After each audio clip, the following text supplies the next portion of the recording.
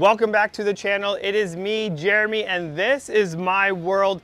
And today I'm gonna show you a 10-way, meaning almost perfect way, in order to install SnapPads like this on your motorhome. So if you have an RV that has the electronic leveling jacks and you want a bigger footprint on there, you may have looked at these and considered these. However, I want you to only have to buy these one time. So I'm gonna show you how to install them as well as secure them onto your motorhome. Also the tools you're gonna need, so make sure that you hang out with me for this whole video. And while I'm asking for favors, smash that subscribe button down below. Let's jump into this. So this particular Class C is gonna have a lot more room on it than yours may have. The reason being is this has a 6-inch WeldTec Designs suspension kit on it, as well as two 35/85 16 tires. So it's gonna have a lot more ground clearance than possibly your stock RV. This particular person already told me, hey, I had already lost 3 of these because they had fallen off when the RV was still at stock ride height, which, you know,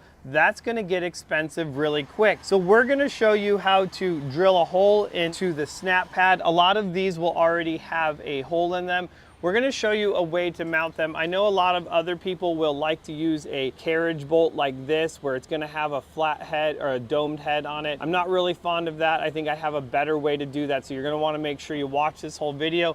But I'm gonna show you how easy it is to install, the tools you're gonna need to do it as well. And I'll put this all in the description down below, but let's have some fun and install these pads. All right, so the first tool you're gonna need is a jack if you're gonna install the jack pad that way. The second tool that we're going to want is a 90-degree drill. If you don't have a 90-degree drill, you can always put the SnapPad on, mark your holes and pull it off, drill your holes with a normal drill, and then put the pad back on. I would also recommend that if you're going to do that, put an identifying mark on here, knowing that this is hole lineup 1. So when you put the pad back on, you're putting it back in the same rotation as well. The 90-degree drill is gonna make it really easy to get in there and drill that. I'm also using an oversized drill bit because of this rubber. If you use a 1/4-inch drill bit, which is the size of the hardware that you're going to put in, it's going to be a lot more difficult to get this bolt into the jack pad.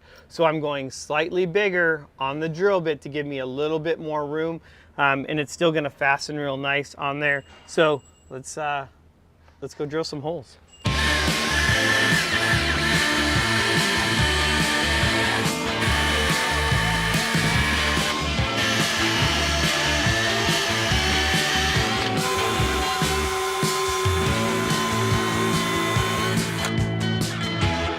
We got all the holes drilled in the front, and then now I'm going to get the hardware that I want to use for this.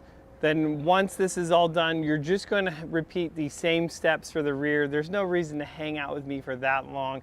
So I'm going to show you how to bolt these now, SnapPads, to your leveling jacks. The customer actually brought us the hardware to install these jack pads and secure them to the leveling jacks. I personally didn't like using the button head bolts, thinking that those would rest on the concrete. Instead, we went with a countersunk bolt that will suck up into the pad, giving it a little bit more support, securing it to it, and not worrying about potentially damaging concrete.